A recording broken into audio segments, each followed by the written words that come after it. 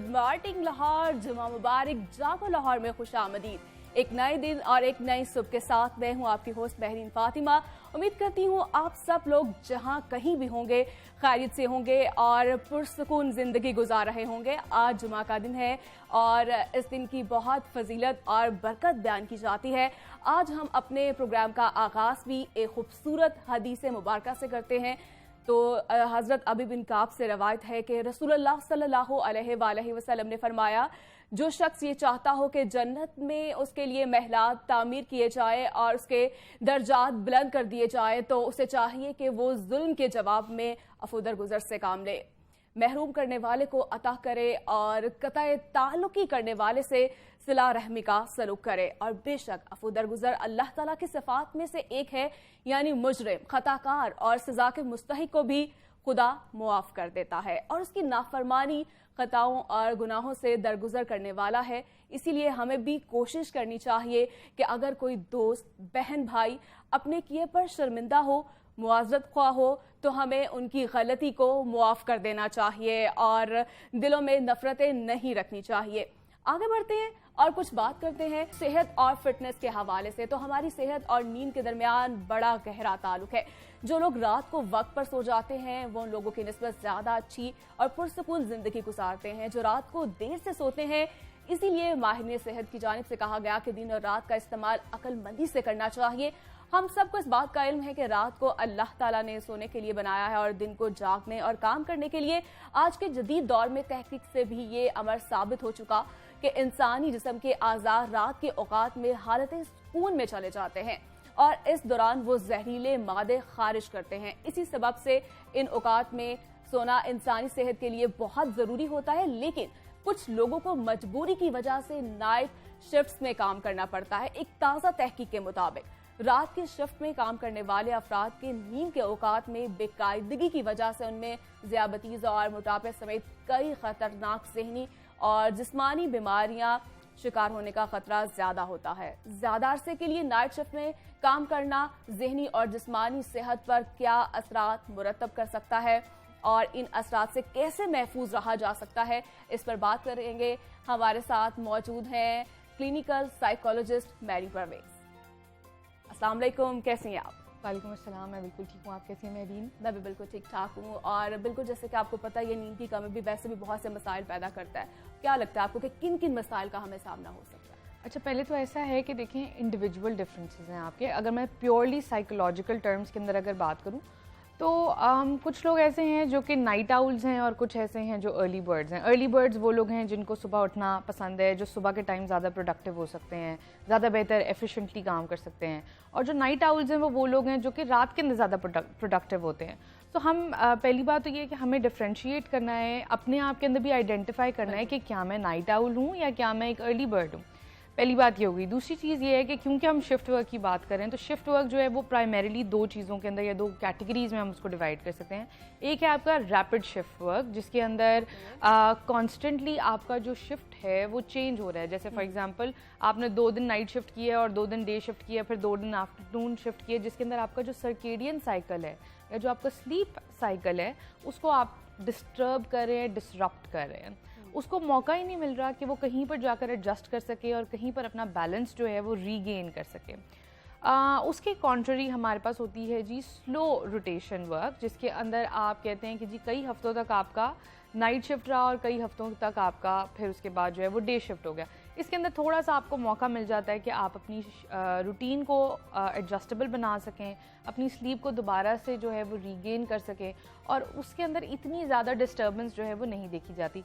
I was glad कि आप कुछ रिसर्चेस जो थे वो मेंशन कर रहे थे और इसी तरीके से कुछ रिसर्च जो मैं भी पढ़ रही थी इसके रिगार्डिंग वो ये लाजमी हमें शो करती है कि फ़र्स्ट ऑफ़ ऑल के बहुत ज़्यादा आपके फ़िज़िकल और साइकोलॉजिकल प्रॉब्लम्स होते हैं शिफ्ट वर्क की वजह से। ना सिर्फ स्लीप बल्कि स्लीप की वजह से जो कॉन्सिक्वेंस है वो ये है कि आप स्ट्रेस को बेहतर मैनेज नहीं कर पाते, आप लेथार्जिक फील कर रहे हैं, आपकी रूटीन जो है वो पूरी डिस्टर्ब होती है, जिसकी वजह से आप प्रॉपर न्यूट्रिशनल इनटेक भी नहीं कर पाते। जब आपकी नींद पूरी नहीं होती शायद आपका ज़्यादा खाने का दिल भी नहीं चाहता या कुछ लोग बिल्कुल बिंज ईटिंग करना शुरू कर देते हैं। तो I think it's very important कि हम पहले ये एनालाइज करें कि इंडिविजुअल डिफरेंस जो है वो आपका क्या है। ठीक है, और किन किन नफ्सियाती जो मसाइल हैं या बीमारियों का हमें जो है सामना करना पड़ सकता है? जैसे सबसे पहले तो ऐसे है कि क्योंकि आपकी जो मैनेजमेंट है वो ख़राब इस वजह से हो गई है क्योंकि sleep is directly related to your hormonal imbalance as well. कि जब आप किसी डॉक्टर के पास जाते हैं तो वो सबसे पहले कुछ जो चंद सवाल होते हैं उनमें से पानी कितना पीते हैं, खाना कैसे खाते हैं, उसमें से ये भी होता है कि जी आप नींद कितनी पूरी करते हैं, क्या आपकी 6 to 8 आवर्स ऑफ स्लीप है या नहीं, क्या आप उसको एक रूटीन के अंदर लेकर चल रहे हैं नहीं, क्योंकि आपकी लाइफस्टाइल के अंदर जो चेंजेस आते हैं उसकी वजह से आपकी साइकोलॉजिकल हेल्थ जो है वो इम्पैक्ट करती है। हार्मोनल इम्बैलेंस की जहाँ पर मैंने बात की तो जैसे कि फॉर एग्जांपल फीमेल्स में एस्ट्रोजन एंड मेल्स में testosterone, these are the 2 primary hormones जो कि आपको अफेक्ट होते हुए नज़र आते हैं इसके अंदर। उसके अलावा आपका जो न्यूरोकेमिकल रिएक्शंस आपके ब्रेन के अंदर हैं जो कि ब्रेन हार्मोन्स आप जिनको कह सकते हैं, उनका जो इम्बैलेंस है, फॉर एग्जांपल डोपामीन जो है वो आपका हैप्पी हार्मोन है, सेरोटोनिन आपका जो है वो मूड स्टेबलाइज़र है। ये कुछ ऐसे आपके हार्मोन्स या ऐसे न्यूरोकेमिकल्स हैं जब आप इनको इम्बैलेंस करते हैं तो आई एम नॉट एग्जैजरेटिंग, लेकिन वाकई में आप एंजाइटी और डिप्रेशन और इस तरह की बहुत से साइकोलॉजिकल प्रॉब्लम्स जो है वो उसके अंदर जो है वो आप इन्वॉल्व हो सकते हैं।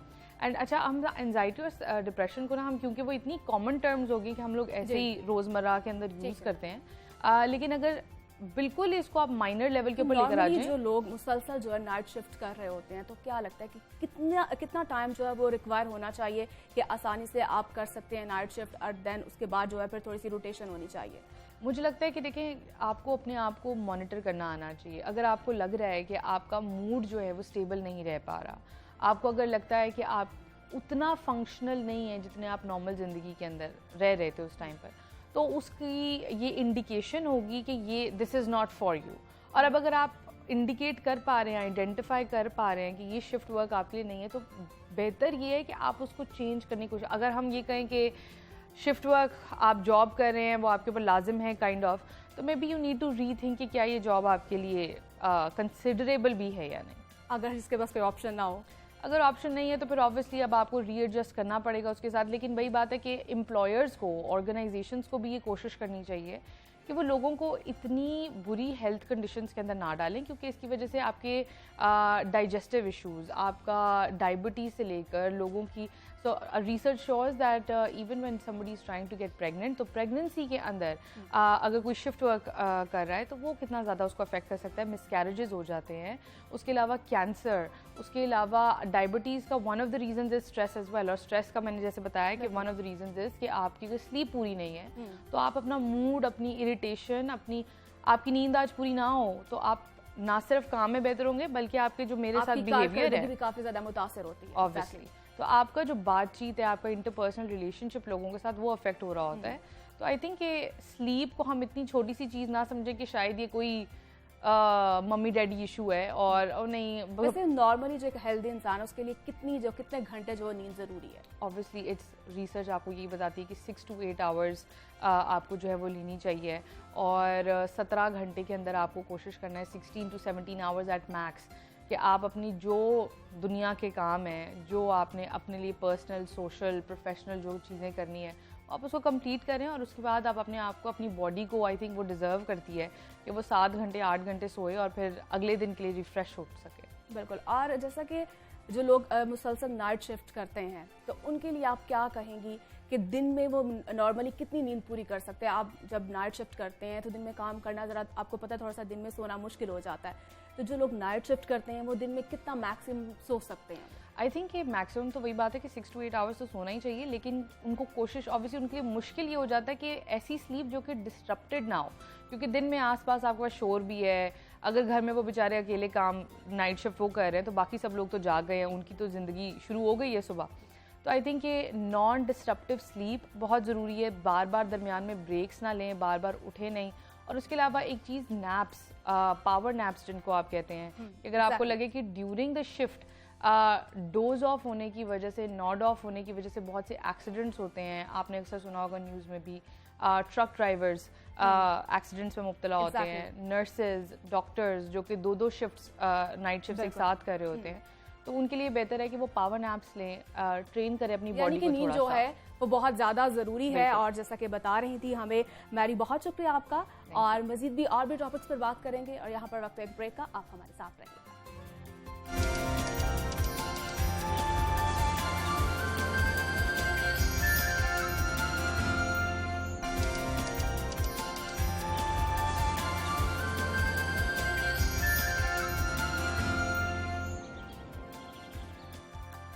वेलकम बैक टू जागो लाहौर। अब कुछ बात हो जाए हकूक और फ़राइज़ के हवाले से, तो इस मुआशरे में रहते हुए हमारे कुछ फ़राइज़ होते हैं और कुछ हकूक, और जमहूरी मुआशरों में हकूक और फ़राइज़ में तवाज़ुन बरकरार रखना इंतहाई अहम होता है। पाकिस्तान एक जमहूरी मुल्क है और इसकी जमहूरियत की हिफाजत करना हम सबका फ़र्ज़ है, और ये फ़र्ज़ बेहतर तौर पर तभी अदा होगा जब हमें अपने हकूक से आगाही होगी। हकूक कई किस्म के होते हैं, इजहार की आज़ादी का, जीने का, मजहब के मुताबिक जिंदगी गुजारने का, बल्कि मुआशरे में कुछ गलत होने पर आवाज उठाने का हक भी है। इनमें सबसे बड़ा हक है वोट देने। वोट ज़मीर की आवाज़ और बहुत बड़ी अमानत होती है। वोट का अदम इस्तेमाल या गलत इस्तेमाल मुआशरे पर नहायत बुरे असरात मुरतब कर सकती है, लेकिन अक्सर लोग अपनी इस जिम्मेदारी को संजीदा नहीं लेते और वोट नहीं डालते हैं। और जब उनसे पूछा जाता है तो वो ये जवाब पेश करते हैं कि उनके कवायद दुरुस्त नहीं है, वोट का अंदराज नहीं हुआ या वोट किसी और इलाके में है। तो इलेक्शन कमीशन ऑफ पाकिस्तान की जानिब से इस हवाले से आगाही मुहिम चलाई जा रही है और वोट के अंदराज और कवायद की दुरुस्तगी की आखिरी डेट 19 जून तक बढ़ा दी गई है। वोट का अंदराज कैसे हो सकता है, वोट ट्रांसफर और कवायद की दुरुस्तगी कैसे हो सकती है, इस पर बात करेंगे हम आज। और हमारे साथ मौजूद हैं Babar Malik, director MIS professional election commission of Pakistan Punjab. और वेलकम सर। और सर कैसे हैं सर आप? ठीक है, अल्लाह का शुक्र है, बिल्कुल। सर मुझे बताइएगा कि ECB की जानिब से डिस्प्ले सेंटर्स के कयाम का एक्चुअली में मकसद है क्या? डिस्प्ले सेंटर बेसिकली मुआयना मराकज़ हैं। हमने अभी इब्तदाई इंतखाबी फ़्रिज जो है वो मुरतब कर ली है। इंतखाबी फ़्रिज की जो नज़रसानी है उसके काफ़ी सारे मराइल होते हैं। पहला जो मरला था वो हमने घर घर तस्दीक की थी, और घर घर तस्दीक करने के बाद हमने एक हतमी गैर हतमी फ़रिस्त बनाई है, इब्तदाई फ़्रिज जिसे कहते हैं जी। और उसे हमने मुआयने पे अभी लगा दिए लोगों के लिए। और डिस्प्ले सेंटर जो है पूरे पाकिस्तान में तकरीबन 20,000 से लगभग डिस्प्ले सेंटर बनाए गए हैं, और पंजाब भर में तकरीबन 12,037 डिस्प्ले सेंटर बनाए गए हैं। इस तरह अगर हम लाहौर की बात करते हैं तो लाहौर में 900 डिस्प्ले सेंटर बनाए गए हैं। और डिस्प्ले सेंटर का मकसद यही है कि आप अपने जो लिस्टें हैं, आपकी फ़हरिस्तें आपके इलाके की, वो उस डिस्प्ले सेंटर पे अवेज़ा कर दी गई हैं। आपके अहल खाना, आप वहाँ पे जाएँ, आप अपने नाम का इंदराज देखें, अपने क्वाइफ का मुआयना करें। अगर उनमें दुरुस्तगी मतलूब है तो आपने उसके लिए फॉर्म नंबर 15 जो है वो सबमिट करना है। इसी तरह अगर आप किसी वोट पे एतराज़ करना चाहते हैं तो फॉर्म नंबर 16 आपने वहाँ पे जमा कराना है। और अगर आप अपने क्वाइफ की दुरुस्तगी करना चाहते हैं तो फॉर्म नंबर 17 है आपको दाखिल करना पड़ेगा। तो डिस्प्ले सेंटर ये भी बता दीजिएगा कि क्वाइफ की दुरुस्तगी के लिए किन किन मरहले से गुजरना पड़ता है? जी अभी क्योंकि हमारा नज़रसानी का अमल जारी है, और अगर आपने क्वाइफ की दुरुस्तगी करानी है तो क्वाइफ की दुरुस्तगी की 2 चीज़ें हैं, और कुछ लोग मैं आपके इस चैनल की तौसीफ से बताना चाहूँगा। एक तो है कि अगर किसी का वोट गलत जगह पड़ा हुआ है जी, या वो अगर उसको मुस्तकिल एड्रेस से आर्जी एड्रेस पे, मौजूदा एड्रेस पे लेके आना चाहते हैं, तो एक तो वो है, उसके लिए फॉर्म नंबर 15 है। और आपने अपने शनाख्ती कार्ड की कॉपी उसके साथ मुंसलिक करनी है। ओरिजिनल शनाख्ती कार्ड के साथ आपने डिस्प्ले सेंटर में आना है, आपने एक फॉर्म भरना है, फॉर्म नंबर 15, उसमें तमाम क्वाइफ लिखे जाएंगे, उसको अपने साइन करना है, उसमें अंगूठे का निशान लगेगा। और आप इसी तरह आपके जो अहले खाना है उनके फॉर्म भी आप जमा करा सकते हैं। इख्तियारनामे का ऑप्शन भी उसके साथ मौजूद है। शनाख्ती कार्ड की कॉपी लगाई जाएगी उसके साथ। तो वो आपका फॉर्म नंबर 15 जो है मुस्तकिल एड्रेस से आर्जी एड्रेस में जाने के लिए, या आर्जी एड्रेस से मुस्तकिल एड्रेस में ट्रांसफ़र करने के लिए, इसके लिए भी इस्तेमाल होगा। और फॉर्म नंबर 17 है जिसमें क्वाइफ की दुरुस्तगी होगी। अगर आप नाम की दुरुस्तगी कराना चाहते हैं, घराना नंबर की दुरुस्तगी कराना चाहते हैं, या दीगर दुरुस्तगी अगर आप कराना चाहते हैं तो फॉर्म नंबर 17 है। तो अगर किसी शख्स का वोट रजिस्टर्ड नहीं है तो उसके अंदराज का जो अमल है वो कैसे होगा? देखिए, इलेक्शन कमीशन ऑफ पाकिस्तान ने ऐसे इंतजामात किए हैं। जो हमारा इलेक्शन एक्ट है 2017, उसका सेक्शन 25 है कि जैसे ही आप नया शनाख्ती कार्ड बनाते हैं, एक 18 साल का बच्चा है या बच्ची है, और जब शनाख्ती कार्ड के लिए अप्लाई करता है तो उससे पूछा जाता है कि आपका मुस्तकिल एड्रेस क्या है, आपका मौजूदा एड्रेस क्या है। और इस क्वेश्चन के बाद उससे पूछा जाता है कि आप इनमें से किस पते पे अपना वोट बनाना चाहते हैं। तो ये क्वेश्चन तो वहाँ पे पूछ लिया जाता है। तो एक बहुत बड़ी जो तादाद है जो नए शनाख्ती कार्ड हासिल कर रही होती है, उनके वोट तो हम सेक्शन 25 के तहत बना देते हैं, और वो डेटा जो है वो नादरा हमें मुंतकिल करता है, और हम ज़रूरी कार्रवाई करने के बाद उसको दर्ज कर लेते हैं। इसके अलावा क्योंकि हमारा नज़रसानी का अमल जारी है, और जो लोग देख रहे हैं हमारा इस प्रोग्राम को, और अगर उनका वोट दर्ज नहीं है तो वो अपने घर के करीब डिस्प्ले सेंटर में जाएंगे। उसके लिए सबसे पहले आपने ये करना है तमाम लोगों ने कि आपने 8300 हमारी एक सर्विस है, SMS सर्विस है। आपने अपना शनाख्ती कार्ड नंबर उस 8300 पे 8300 पे भेजना है। आपको जवाब में पता चलेगा कि आपका वोट कहाँ दर्ज है।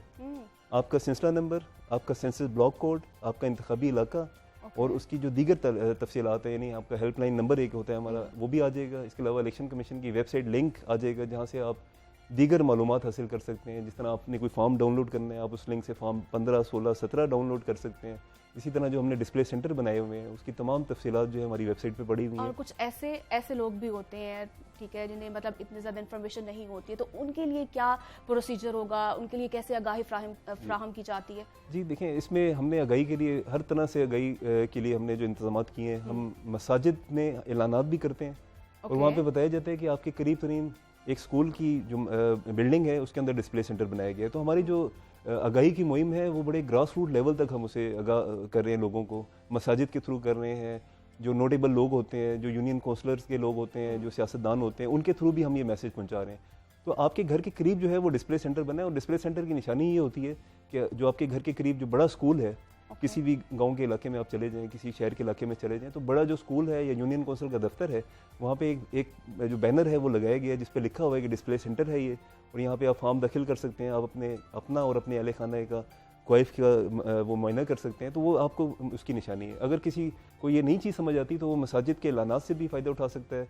इसके अलावा आप अपने जो घर करीब आपके इलाके के लोग हैं उनसे पूछ सकते हैं। बिल्कुल, कुछ ख़वातीन होती हैं, उन्हें इन्फॉर्मेशन नहीं होती कि वोट उनका कहाँ पर है और किस तरह से कवायफ के हवाले से उन्हें इन्फॉर्मेशन नहीं होती। तो क्या ख़वातीन के लिए कोई ऐसे इक़दाम हैं, कोई ऑनलाइन सर्विस कोई है जिससे वो फ़ायदा हासिल कर सके? देखिए, ख़वातीन के लिए हमने अक्सर ज़िलों में हमने हेल्प डेस्क बनाए हुए हैं जहाँ पे ख़वातीन को मालूमात फराहम की जाती है। इसी तरह हमारे हेल्पलाइन के टेलीफोन नंबर्स हमने वेज़ा कर दिए हैं, हमारी वेबसाइट पे भी पड़े हुए हैं और उसके अलावा हमने उसको अखबारात में भी दे दिया है। वहाँ पे ख़वातीन को अगर किसी किस्म की कोई हेल्प चाहिए तो वो उनको बताया जाता है, तो वो वहाँ से हर तरह की मालूमात ले सकती हैं। वेबसाइट से भी है और इसी तरह जो अखबारात है उसमें भी हैं, वहाँ से हेल्पलाइन से तमाम मालूमात मिल सकती हैं। अच्छा, कुछ ऐसे भी लोग हैं जैसे जिनका गाँव में वोट होता है लेकिन वो शहर में उस वोट को ट्रांसफ़र करवाना चाहते हैं, तो इस हवाले से क्या प्रोसीजर है? बड़ा सिंपल प्रोसीजर है। आप जो हमारा इंतखाबी कानून है सेक्शन 26 और 27, उसके मुताबिक आप अपने वोट का इंदराज जो है मुस्तकिल एड्रेस पे या मौजूदा एड्रेस पे करा सकते हैं। अगर आपका वोट इस वक्त गांव में है और आप शहर में मुंतकिल हो चुके हैं और आपका एक जो एड्रेस है वो शहर का है, तो आप अहल हैं कि आप यहाँ पे वोट ट्रांसफ़र करा सकते हैं। उसके लिए आपने फॉर्म नंबर 15 दाखिल करना है जो कि हमारे इंदराज और ट्रांसफ़र के लिए होता है, और आपने अपने घर के करीब डिस्प्ले सेंटर में जाना है। वहाँ पे फॉर्म 15 आपने जो है वो भर के सबमिट कराना है। उसके साथ आपने शनाख्ती कार्ड की कॉपी लगानी है, साइन करने और अंगूठे के निशान लगाने हैं। तो फॉर्म नंबर 15 इस मकसद के लिए इस्तेमाल होगा। ठीक है, जैसे कि आपने ट्रांसफ़र की आपने बात की है, तो ख़वातीन नॉर्मली शादियां हो जाती हैं, दूसरे शहरों में मुंतकिल हो जाती हैं, तो क्या कितने होती है आपके पास फैसिलिटी के आप उसको वोट को मुंतकिल कर सकते हैं, कितने टाइम्स में? जी देखें, एक जो कि आपने पीछे भी सवाल किया था कि एक बहुत बड़ी तादाद है जो मुंसलिक यहाँ पे अपना वोट ट्रांसफ़र करना चाहती है, गाँव से लेके शहर में आना चाहते हैं।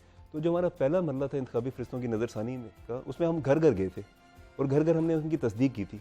अगर हम एक ऐसी जगह पे जाते हैं जिनका वोट वहाँ पे नहीं था तो उनको हमने फॉर्म नंबर 13 भी दिया था। तो फॉर्म नंबर 13 उन्होंने जो जमा कराया था उसकी बुनियाद पे वो उनके वोट मुंतकिल कर दिए गए थे। अगर अभी भी उनका मुंतकिल नहीं हुआ तो फॉर्म नंबर 15 जो है उसमें हो जाएगा। और ये क्योंकि नज़रसानी का एक अमल जारी है, तो जो लोग अभी वोट जमा कराएंगे, फॉर्म जमा कराएंगे, तो उनके वोट जो है वो अगस्त में जब ये फाइनल हतमी लिस्ट आएगी उसमें ये शामिल हो चुके होंगे। अगर हम अपना बाकी तरीक़ेकार देखें जो रोज़मर्रा का है, तो वोट के इंदराज के बाद अपडेट होने में 1 से 2 दिन लगते हैं, और वो तरीक़ाकार SMS से आप चेक कर सकते हैं कि आपका वोट अपडेट हुआ है या नहीं हुआ। क्योंकि अभी नज़रसानी का अमल जारी है, तो ये तमाम जो है अभी इनके जो तमाम फॉर्म्स होंगे इस पे हमारे जो रिवाइजिंग अथॉरिटी हैं इन पे फैसला करेंगी, और रिवाइजिंग अथॉरिटी के अप्रूवल के बाद इनकी डेटा एंट्री होगी और उसके बाद हतमी फहरिस्त जो है वो अगस्त के अवाइल में जो है वो जारी कर दी जाएगी। तो ये इसका अमल है। ठीक है, जैसा कि हल्का बंदियाँ जो है वो भी तकरीबन कंप्लीट हो चुकी हैं, और जैसा कि ये भी कहा जा रहा था कि ऐसे बहुत से जो वोटर्स होते हैं उनको बड़ी प्रॉब्लम्स का सामना होता है, शिकायत भी करते होंगे, लेकिन जैसा कि आपने बताया कि ऑनलाइन सर्विस भी है, तो इस हवाले से आप देख रहे हैं कि कैसे इक़दामात हैं, कैसे इम्प्लीमेंटेशन किया जा रहा है? ये इलेक्शन कमीशन ने, चीफ इलेक्शन कमिश्नर की हिदायत पे हमने तमाम जो जितने भी ज़राए हैं हमारे पास वेबसाइट पे कंप्लेंट सेंटर है, हमारे पास तमाम अज़ला जो हमारे 130 अज़ला है पूरे पाकिस्तान में, पंजाब के 37 अज़ला हैं, हर अज़ला में हमने हेल्पलाइन के नंबर लगाए हैं, हेल्पलाइन डेस्क बनाया है। वहाँ पे 24 घंटे हमने ये सहूलत दी है कि अगर किसी की कोई कंप्लेंट हो वो बाकायदा नोट की जाती है, और हम डेली जो अपनी प्रोग्रेस है रिपोर्ट्स के हल करने के हवाले से वो अपने सूबाई ऑफिस में भी देते हैं, और इलेक्शन कमीशन को भी उसकी रिपोर्ट जाती है।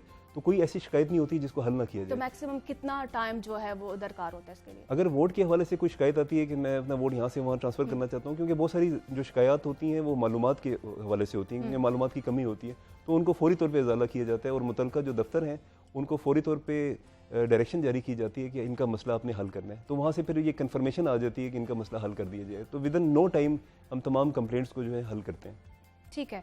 और जिन लोगों के जो कवायफ वगैरह हतमी फहरिस्तों में दुरुस्त नहीं है, वो लोग जो है कागजात जो है साथ लाकर अपने कवायफ को दुरुस्त करवा सकते हैं, तो इस हवाले से कोई है कोई खास प्रोसीजर? जी, इस जो अभी इंतखाबी कानून है, इलेक्शन एक्ट 2017 है, इसमें कोई बहुत ज़्यादा लंबे चौड़े कागजात की ज़रूरत नहीं होती। जस्ट आपने एक शनाख्ती कार्ड ही हमारी जो एहलियत है उसके ऊपर है कि आपका मुस्तकिल एड्रेस और आर्जी एड्रेस उस जगह का होना चाहिए जहाँ आप वोट दर्ज करा रहे हैं। तो शनाख्ती कार्ड की कॉपी उसके साथ मुंसलिक होनी है जो फॉर्म आपके हैं।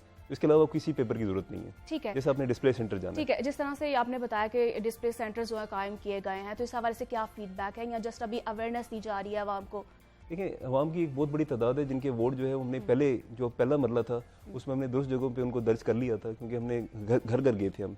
अब तो बहुत सारे ऐसे लोग हैं जो SMS पे अपने वोट चेक कर रहे हैं और मुतमिन हो जाते हैं कि उनका वोट सही जगह दर्ज है। अगर किसी का नहीं दर्ज होता तो वो डिस्प्ले सेंटर पे जाता है। तो एक अवाम की एक बहुत बड़ी तादाद है जो डिस्प्ले सेंटर की सहूलत से फ़ायदा उठा रही है इस वक्त। तो ये डिस्प्ले सेंटर का मकसद यही है कि आप आएँ और अपने वोट का इंदराज को, उसके क्वाइफ की जो करेक्शन है वो देख सकें, और अगर उसमें कोई कमी बेशी है तो आप उसको दूर कर सकें, क्योंकि ये गैर हतमी फहरिस्त हैं और हतमी होने में अभी टाइम है। तो लोगों का हमारा यही मशवरा है कि आप, क्योंकि आपने जो वोट बनाया है आप उसकी तस्दीक ज़रूर करें और इस चीज़ को कंफर्म करें कि आखिरी डेट से पहले पहले आप अपने वोट की दुरुस्त जो इंदराज है उसको यकीनी बना सकें। ठीक है, तो डेली बेसिस पर कितनी जो है आपको कंप्लेंट्स आ जाती हैं इस हवाले से? कंप्लेंट्स हमारे दफातर में हर दफातर की, क्योंकि हम जो लेते हैं तकरीबन किसी जगह 50 कंप्लेंट आती हैं, किसी जगह 60 आती हैं, लेकिन कंप्लेंट्स को जब हम सेग्रीगेट करते हैं तो ज़्यादातर मालूमात की कमी होती है। तो उनको मालूमात हम फराहम कर देते हैं कि आपने किस डिस्प्ले सेंटर में जाना है और कौन सा फॉर्म इस्तेमाल करना है। तो ज़्यादातर आगाही की शक्ल में हम जो कंप्लेंट्स हैं वो ज़्यादातर आगाही का मसला होता है, तो आगाही उनको प्रॉपर फराहम कर दी जाती है। फ्राहम कर दी जाती है उन्हें। तो इस हवाले से कोई फीडबैक जो आता है वो तसल्ली बख्श जी, है? वो बिल्कुल तसल्ली बख्श होता है और अक्सर वो लोग जो है वो फिर फ़ोन करके हमें बताते हैं कि हमारा मसला हल हो गया और हमें मज़ीद किसी इन्फॉर्मेशन की ज़रूरत नहीं है। तो बाकायदा वो शुक्रिया अदा करते हैं कि इलेक्शन कमीशन जो है उन्होंने ये मसला हल कर दिया। ठीक है सर, जैसा कि कवायफ की दुरुस्तगी की जो आखिरी डेट बताई जा रही है वो 19 जून बताई जा रही है, तो क्या कोई इसमें है तौसीक हो सकती है? देखें, ये इलेक्शन कमीशन ऑफ पाकिस्तान की स्वाबदीद पे है कि अगर वो ज़रूरी समझेगा, पॉलिसी डिसीजन है, अगर इसको एक्सटेंड करने की ज़रूरत हुई आवाम की सहूलत के लिए तो इसको एक्सटेंड भी किया जा सकता है। लेकिन फ़िलहाल तो हमारा यही पैगाम है कि 19 तारीख लास्ट डेट है। आप आखिरी दिन का इंतज़ार किए बगैर आप फौरी तौर पे अपने आप जाएँ डिस्प्ले सेंटर में और आपने जो फॉर्म दाखिल करना है वो आप फौरी तौर पे कराएं और वोट के दुरुस्त इंदराज को अपने यकीनी बनाना है। 19 तारीख लास्ट डेट है, लेकिन लास्ट डेट का इंतज़ार किए बगैर आप फौरी तौर पर जाएँ। अभी कल हफ्ता और इतवार है, हमारे जो सेंटर्स हैं वो हफ्ता और इतवार को खुले होंगे, 8 से 4 टाइम है उसका। तो वीकेंड पे आप जाके अपने वोट की दुरुस्त इंदराज की तसल्ली कर सकते हैं और फॉर्म दाखिल कर सकते हैं। तो इसमें क्या पॉसिबिलिटी है कि अभी डेट जो है वो नहीं तौसीक हो सकती? इस वक्त तो हमारी जो 19 तारीख है वो आखिरी डेट है इस वक्त तक की जो हमें बताया गया। तो इसमें फ़िलहाल कोई तौसीक नहीं की जा रही। अगर कोई तौसीक होगी तो बाकायदा उसका ऐलान किया जाएगा अखबारात के थ्रू या मीडिया के थ्रू। ठीक है जी। और सोशल मीडिया की जानिब से कितना रिस्पांस मिल रहा है सर आपको? सोशल मीडिया में हमारी जो मीडिया टीम है, हमारी जो पब्लिक रिलेशन की टीम है, वो मुख्तलिफ ऑप्शंस को इस्तेमाल कर रही है। सोशल मीडिया में भी हमारी कवरेज हो रही है, हमारी टीवी चैनल्स पे भी है, अखबारात में भी हो रही है। आगाही के जितने ज़राए हैं इलेक्शन कमीशन ऑफ पाकिस्तान उन तमाम ज़राओं को इस्तेमाल कर रहे हैं और वहाँ से हमें अच्छा फीडबैक मिल रहा है। जी ठीक है, सुबह इलेक्शन होने वाले हैं, ज़िमनी इलेक्शन होने वाले, तो इस हवाले से तैयारियाँ जो है मुकम्मल कर ली गई? जी, इलेक्शन कमीशन ने अभी ऐलान किया था, शेड्यूल जारी हुआ है। पंजाब में सूबाई असम्बली के 20 हलकों में अभी इलेक्शन हो रहा है जिनका ताल्लुक 14 डिस्ट्रिक्ट से है। उनके लिए भी हमारा, उनके जो वोटर्स हैं उनके लिए भी हमारा इलेक्शन कमीशन का ये पैगाम होगा कि आप 17 जुलाई को वोट के पोलिंग के दिन आप लाजमी आएँ और वोट पोल करें, अपने हक के राय दही का ज़रूर इस्तेमाल करें। ठीक है, बहुत शुक्रिया सर आपका। बाबर मलिक, डायरेक्टर MIS हमारे साथ मौजूद थे और उन्होंने आपको बहुत सारी इन्फॉर्मेशन दी है और उम्मीद करती हूँ आपकी इन्फॉर्मेशन में इजाफा भी हुआ होगा। और इसके साथ ही मुझे लेनी है ब्रेक और वापस आएंगे एक छोटे से ब्रेक के बाद।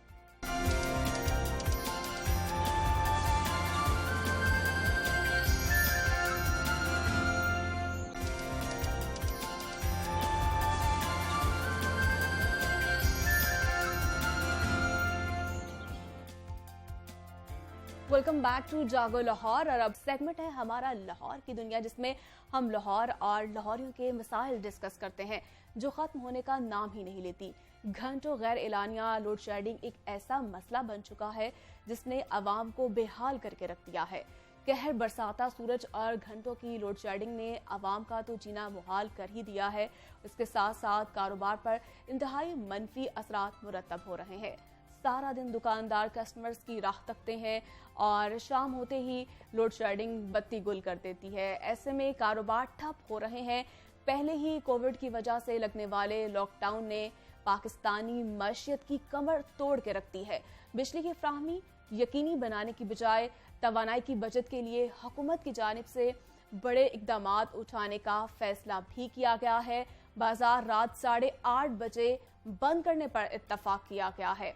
इसी हवाले से प्राइम मिनिस्टर शहबाज शरीफ की जानिब से भी कौमी इक़्तिसादी काउंसिल के इजलास में मुशावरत मुकम्मल कर ली गई है और तमाम वज़राए आला का बाजार 8:30 बजे बंद करने पर असूली इत्तफाक भी हो चुका है। तो वहीं वज़ीर आला पंजाब हमजा शहबाज ने इस फैसले पर 2 रोज़ की मोहलत मांग रखी है। बाजार जल्दी बंद करने से कारोबार पर क्या असरात पड़ेंगे और कारोबारी बरादरी इस फैसले को किस नज़र से देखती है, इस पर बात करेंगे। हमारे साथ मौजूद हैं मुजाहिद मकसूद भट्ट साहब, सदर अंजुमन ताजरान लाहौर हैं और इस वक्त हमारे साथ स्टूडियो में मौजूद हैं। Welcome sir. बहुत शुक्रिया सर, कैसे हैं आप? ठीक है जी, अल्हम्दुलिल्लाह। सर, जैसा कि 8:30 बजे जो है बाजार बंद कर दिए जाएंगे, कैसे देखते हैं आप इस मामले को? बिस्मिल्लाहिर्रहमानिर्रहीम। मैं सबसे पहले लाहौर न्यूज़ का शुक्रिया अदा करूँगा कि हमेशा ताजरों पे जो मुश्किल जब भी कभी आई है, लाहौर न्यूज़ ने हमेशा जो है ताजरों का साथ दिया है और हमारी आवाज़ आला हुकाम तक पहुँचाई है। होलसेल मार्केटों को इस चीज़ से कोई इशू नहीं है क्योंकि वैसे ही होलसेल मार्केट्स 8 बजे बंद हो जाती हैं। असल इश्यूज़ हैं कि रिटेल मार्केट को प्रॉब्लम है इसकी, क्योंकि रिटेल मार्केट जो घर की ख़वातीन या जो कारोबारी हजरात जाते हैं अपनी फैमिली को लेके बाहर शॉपिंग के लिए जाते हैं, यानी वो इतनी गर्मी में, यानी औरतें या घर का काम करें, बच्चों के स्कूल का देखें कि दिन में बाज़ारों में जाएं, यानी इस वजह से आखिर वो भी दुकानदार हैं कि भाई इतने किराए हैं वो कैसे निकालेंगे। अगर इन्होंने जो है गुज़श्ता हुकूमतों की सज़ा, यानी 4 साल का जो टनोर गुजरा उसकी सज़ा अवाम को तो ना दें। यानी वज़ीर आला साहब को चाहिए वो ताजरों को बुला के उनसे मुशावरत करें कि आया उनके लिए क्या सूटेबल है। हम तो कहते हैं होलसेल मार्केटें हम 8:30 की जगह 7:30 भी बंद कर देते हैं जी।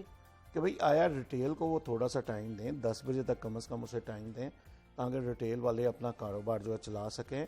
और रही बात बिजली की, बिजली तो पहले ही नहीं आती जी। कि भाई सारा दिन जो है यहाँ ऐसा कर दें, सारा दिन बिजली दे दें और रात को बेशक जो है ये 8:30 की जगह 8 बजे बंद कर दें। कभी आया वहाँ को कोई रिलीफ तो होना चाहिए। तो तमाम ताजर बरादरी मुत्तफिक है इस फैसले से? मैं बता तो रहा हूँ कि होलसेल मार्केटों को कोई इशू नहीं है, वो 8 बजे वैसे ही बंद हो जाती हैं। 7 बजे मगरिब के बाद बंद होना शुरू होती हैं, 8 बजे तक मार्केटें बंद हो जाती हैं। ये 8:30 का टाइम एक टाइम फिक्स करना, ख्वाह वो 8:30 हो, 8 बजे का हो या 9 बजे का हो, एक टाइम फिक्स करने से रोड पे जो है बहुत ज़्यादा ट्रैफिक हो जाएगी। पेट्रोल पहले ही बुलंद तरीन सतह पे चला गया, कभी एक हफ्ते में 30 रुपए करके 60 रुपए पेट्रोल भरा और मजीद जो सुना जा रहा है कि आने वाले दौर में पेट्रोल मजीद महंगा होगा। कि आया जो बेचारा ताजर या कोई कस्टमर जो रोड पे होगा वो तो पहले ही परेशान है। जैसे पेट्रोल का इश्यू नहीं है, इसके बाद तमाम चीज़ें, खाने की अशिया तमाम जो है वो महंगी हो जानी है। कि आया वो अपनी रोटी पूरी करेगा कि रोडों में खड़ा होके अपनी फैमिली को गाड़ी में बिठा के तो वो ये सोचेगा कि भाई ये इतने का पेट्रोल लग गया, मेरा इतना नुकसान हो गया। कि इससे उन्हें चाहिए कि इसे फ्री हैंड देना चाहिए। अगर लाइट पहले कौन सी देते हैं, ठीक है, लाइट ना दें। अगर कोई अपना दुकानदार अरेंज कर सकता है यूपीएस का या जनरेटर का, जनरेटर भी अफोर्डेबल नहीं है। ताजर बरादरी क्या चाहती, क्या है उनका मुतालिबा क्या है? हम ये चाहते हैं कि वज़ीर आला साहब चाहे होलसेल का 8:30 की जगह 8 बजे का टाइम कर दें, कम से कम रिटेल वालों को 10 बजे तक टाइम दें। उससे इनकी इज्जत में भी इजाफा होगा और लोगों का इन पे एतमाद भी मजीद बढ़ेगा।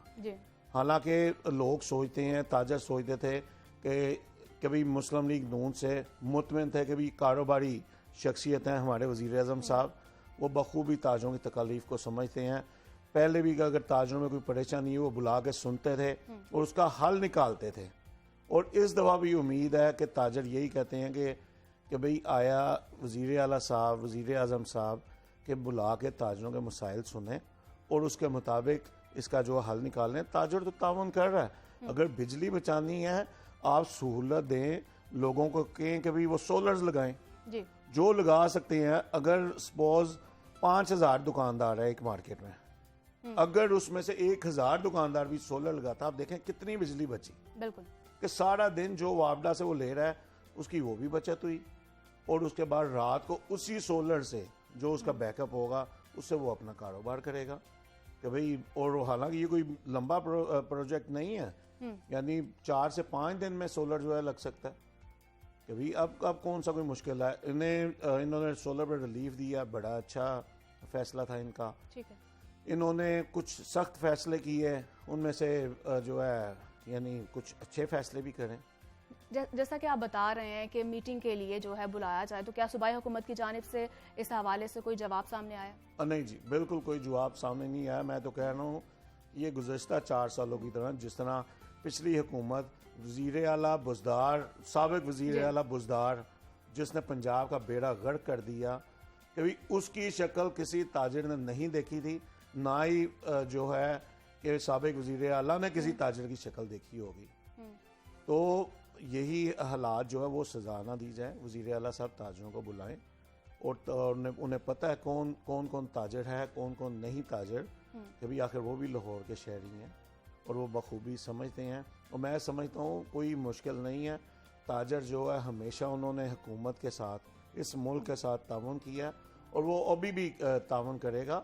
उसमें जैसा कि मैंने बताया कि सोलर जो है कि यानी लगा दिए जाएं, यानी जो है जो बेशतर दुकानें हैं जिनकी यानी छत तक जो है उनका अपनी ही है सारी बिल्डिंग, वो अफोर्ड कर सकते हैं, वो लगा सकते हैं। ये जो रिटेलर्स हैं, जो बड़े ब्रांड्स हैं, उनको तो फर्क नहीं पड़ेगा क्योंकि वो तो ऑलरेडी ऑनलाइन जो है जा चुके हैं, ऑनलाइन सर्विस उनकी है जी। तो ये तो फर्क पड़ेगा उस बेचारे दुकान, जो किराए की दुकान पे बैठा है, उसका किराया मुश्किल से निकलता है। और सबसे अहम बात मैं समझता हूँ, ये टाइम से भी ज़्यादा जो ख़तरनाक बात है कि जी ये जो हफ्ते को बंद करना चाह रहे हैं, खुदारा ऐसा मत करें। मैं रिक्वेस्ट करता हूँ वज़ीर आज़म पाकिस्तान से, वज़ीर आला पंजाब से, कि खुदा न ख्वास्ता ऐसा हुआ, ताजिर किसी सूरत से तस्लीम नहीं करेगा। ताजिर सड़कों पे आ जाएगा। वो ये नहीं कि सिर्फ हफ्ते को आए, फिर वो रोज़मर्रा पे सड़कों पे आएगा कि अगर उनके साथ ये जुल्म किया गया, तो ये जुल्म ना किया आप क्या कहना चाह रहे हैं कि जो एहतजाज की पॉलिसी है वो जारी होगी ताजिर बरादरी की जानिब से? लाजम बात है। अगर एक इंसान की रोटी छीनी जाएगी तो वो जो है उस पर हालात ख़राब होंगे।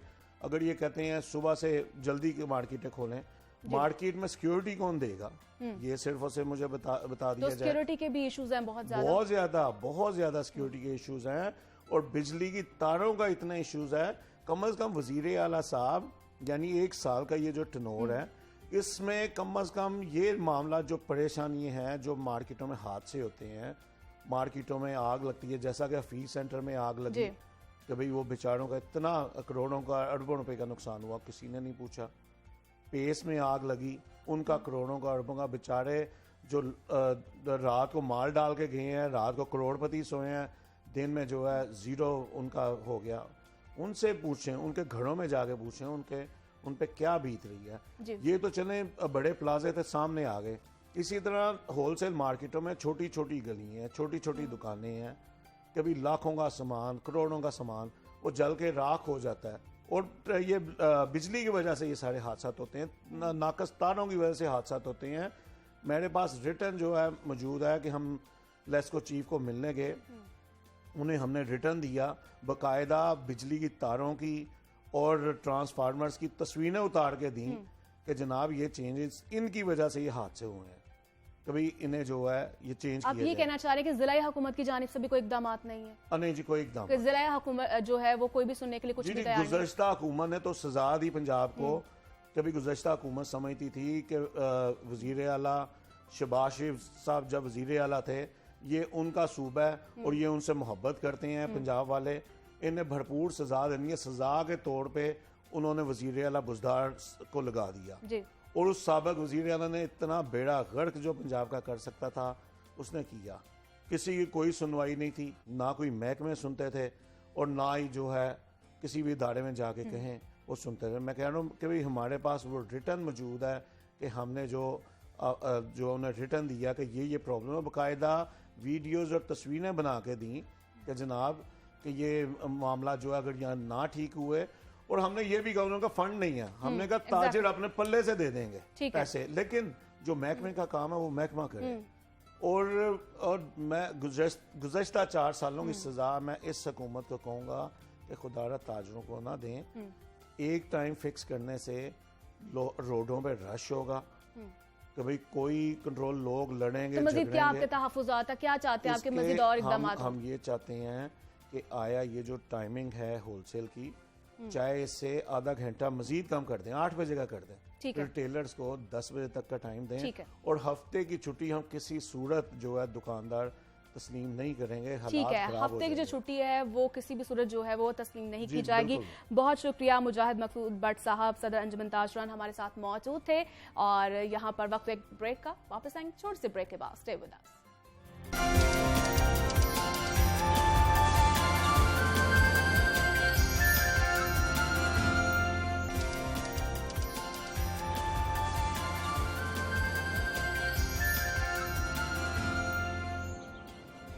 Welcome back. और अब आगे बढ़ते हैं दूसरे सेगमेंट की जानिब। खेल और खिलाड़ी की तो पाकिस्तानी सरजमीन टैलेंट से मालामाल है, ये आप सब जानते हैं। और खेल कोई भी हो, मैदान कोई भी हो, पाकिस्तानी एथलीट्स जीत कर सब्ज़ हलाली परचम जरूर लहराते हैं। ना सिर्फ खेलों बल्कि कोचिंग के मैदान में भी पाकिस्तान किसी से पीछे नहीं है। अब हाल ही में फ्रांस में होने वाले इंटरनेशनल हॉर्स ट्रेडिंग जंपिंग मुकाबलों में Pakistani horse riding coach Ali Fawad की जज की हैसियत से शमूलियत पाकिस्तान के लिए एजाज से कम नहीं है। हॉर्स राइडर से हॉर्स राइडिंग कोच, फिर इंटरनेशनल हॉर्स राइडिंग मुकाबलों में जज बनने तक का ये सफर कैसा रहा, ये उन्हीं की जुबानी जानते हैं। हमारे साथ मौजूद हैं Ali Fawad, horse riding coach हैं। और वेलकम टू जागो लाहौर सर। और कैसे आप, ठीक है? थैंक यू वेरी मच जी, अल्लाह का शुक्र है। और सर कैसा रहा आपका सफर? जी अल्हम्दुलिल्लाह, इट वाज चैलेंजिंग और एजाज़ात से भरपूर। और ये पाकिस्तान को रिप्रेजेंट करने का मौका मिला इन ऑफिशियल कैपेसिटी। डेफिनेटली दो देयर आर मैनी वेन्यूज़ जिसमें आप पाकिस्तान को रिप्रेजेंट कर सकते हैं, जिसमें से एक वेन्यू है कि आप एक एथलीट हैं, आप एक स्पोर्ट्स पर्सन हैं। अनदर वेन्यू इज़ कि आप एक ऑफिशियल, एक जज के तौर पर जाते हैं। सो हमें इस कैपेसिटी में जाने का मौका मिला, और इस कैपेसिटी में जाने की सबसे ज़्यादा ज़रूरत ये है कि इससे पाकिस्तान में स्पोर्ट आती है। एक खिलाड़ी के तौर पर you represent Pakistan, which is a very good thing of course. लेकिन when you go as an official, you understand the management of the sport and you can bring the sport in Pakistan. Pakistan में ये स्पोर्ट किसी न किसी दर्जे में exist करती है। हॉर्स जंपिंग एक ओलंपिक स्पोर्ट है which can bring medals. Exactly. हमारे कुछ एथलीट्स अल्हम्दुलिल्लाह बहुत अच्छा पार्टिसिपेट कर रहे हैं, यू नो बहुत अपने बलबूते पर जा रहे हैं।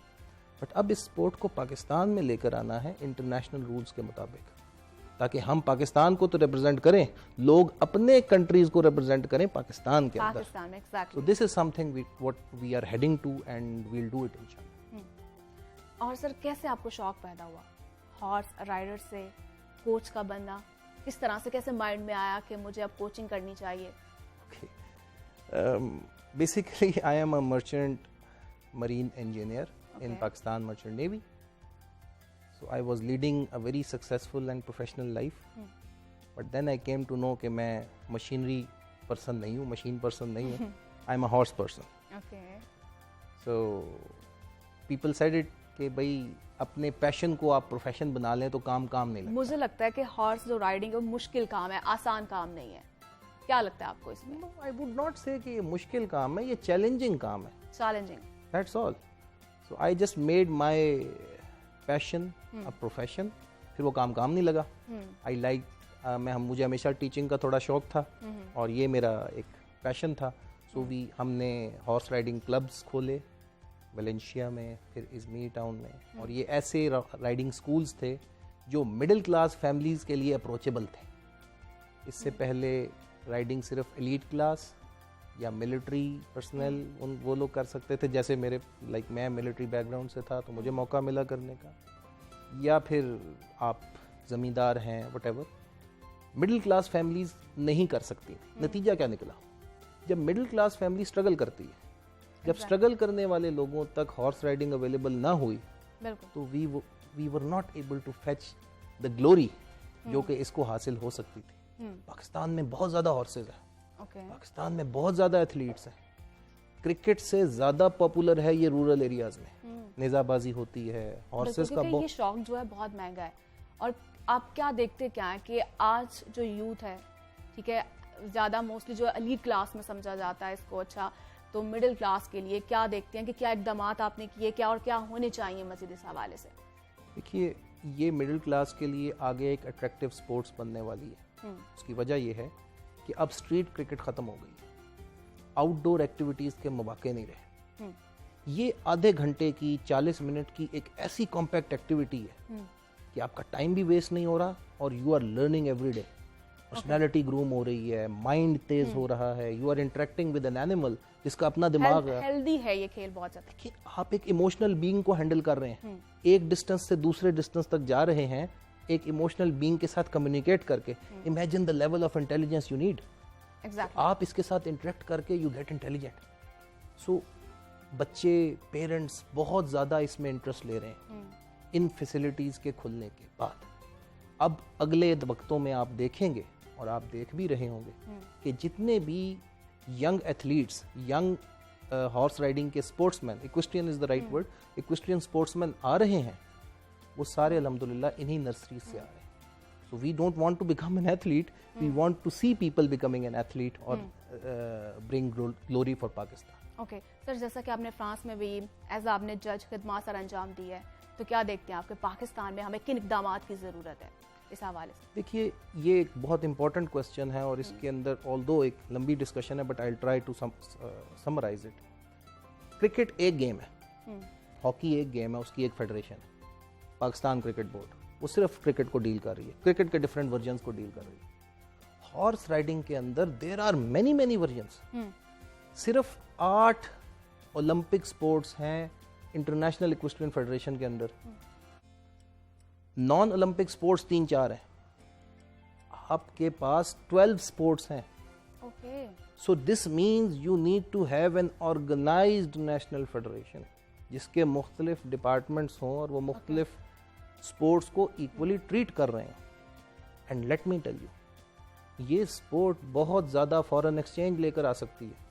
एक क्रिकेट से हमने कितनी बड़ी IPL, ये पाकिस्तान सुपर लीग और कितना अरेंज हमने कर लिया। exactly. पाकिस्तान के अंदर तो 15,000 से 20,000 एथलीट्स हैं सिर्फ टेंट पेगिंग के। पोलो के कितने एथलीट्स हैं? सिर्फ इस गेम को थोड़ा सा ऑर्गेनाइज करने की लेकिन क्या जरूरत है। देखते हैं कि हुकूमत की जानिब से कोई सपोर्ट है आपको या नहीं, Okay. या हुकूमत की जानिब से इस हवाले से इक़दाम करने चाहिए? एज ऑफ नाउ मैं इसको एक सिंगल हैंडेडली लेकर चल रहा हूँ। नेशनल फेडरेशन बहुत एजुकेटेड लोगों पर मबनी है। It is basically equestrian federation of Pakistan which is pattern bye Pakistan rangers. वो ऑलरेडी इस पर कर रहे हैं काम, बट फॉर मी ये मैं अकेला ही चला था जानिब मंजिल, मगर लोग मिलते गए और कारवां बनता गया। अभी फ़िलहाल अकेले चल रहे हैं और पाकिस्तान में होता भी ऐसे ही है, आप अकेले फ्लैग लेकर चलते हैं और लोग फिर इसको एक्सेप्ट कर लेते हैं। जैसे आपने कहा कि अकेले आपने इस कारवां को आपने चलाया है, तो किन किन हर्डल्स का सामना रहा आपको? एक्सेप्टेंस। पाकिस्तान के अंदर एंटरप्रेन्योर्स को फौरन एक्सेप्ट नहीं किया जाता। आपको किसी भी चीज़ के लिए लोहा मनवाना है तो पहले आपके बाल सफ़ेद होने चाहिए। ये ज़रूरी है। हीरो बनने के लिए बाल वाइट करना ज़रूरी है। ये अच्छा नहीं है। If you have professional people, उनकी हेल्प लें। I will tell you one thing, Kazakhstan के अंदर रिसेंटली जो नेशनल फेडरेशन बनी है और वो बड़ी तेज़ी से उन्होंने इंटरनेशनल इवेंट्स किए हैं, उनके सारे ऑफिशियल्स मेरी उम्र से भी छोटे हैं। So you need to have energetic people with vision जो कि इसको आगे लेकर चलें। अभी तक से हुकूमत की तरफ से कोई एज सच सपोर्ट नहीं आई, लेकिन उनका कोई आप मुतालिबा करना चाहें हुकूमत से, कोई रिक्वेस्ट करना चाहें आप?